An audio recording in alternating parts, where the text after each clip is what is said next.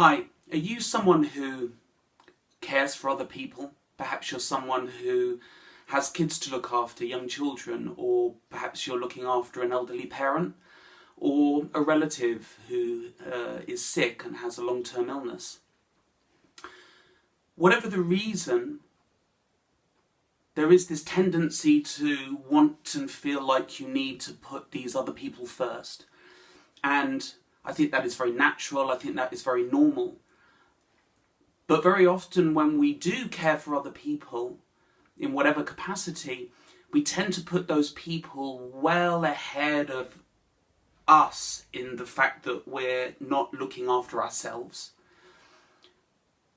Our needs, our priorities, our health, our well-being all tend to fall along the wayside.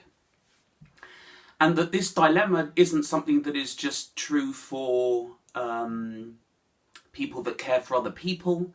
There is also it's also very prevalent in self-employed people and career-focused people who put the business or put their career first, and their own health and their own well-being always plays second fiddle. And so what I'd like to do is just offer a very, very simple metaphor that many of you will probably be familiar with respect to flying abroad and the safety announcement at the beginning of the flight when they say, when the oxygen stuff comes down and you have someone that you're caring for, to ensure that you put the oxygen mask on first and then look after your child or the person that you're caring for. Because if you pass out through lack of oxygen, you can't help the child, you can't help the person that is in your care. And the same is true for your business, the same is true for your children, the same is true for your elderly parent or the relative that is struggling with their health that needs your help. If you don't take some time to prioritise your own health and well-being, then that is something that you're going to miss out on, being able to have your full resources to be able to help that. So let me give a personal example. For many years I've been self-employed, and for many years I have put my business first, and my health has suffered, my well-being has suffered, my relationships have suffered because of that. And only until being sort of shaken awake a little bit by my divorce and other things that have happened in my life to do with my health, I now spend much more time looking after myself. And what has surprised me is that I have much more energy, much more vitality, much more productivity and creativity and energy to be able to put into the projects and the things that it is that I want to work on.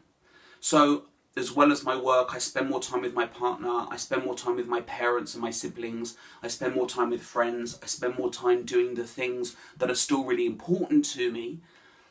And at the same time, I look after myself, and it's that balance that has brought that sense of well-being. And I care much better for the people and the things that I care about because of that.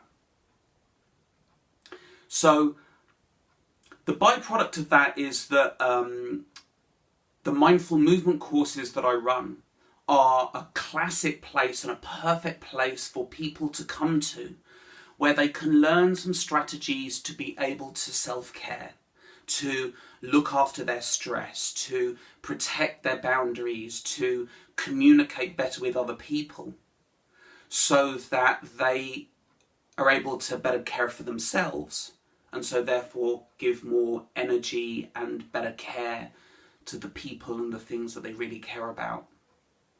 I hope to see you on one of the forthcoming events. You can find out when those are going to be by going on my website, www.potentialitycoaching.co.uk, and then going on the tab to the mindful movement courses, and you'll be able to find the dates and the venues there and then.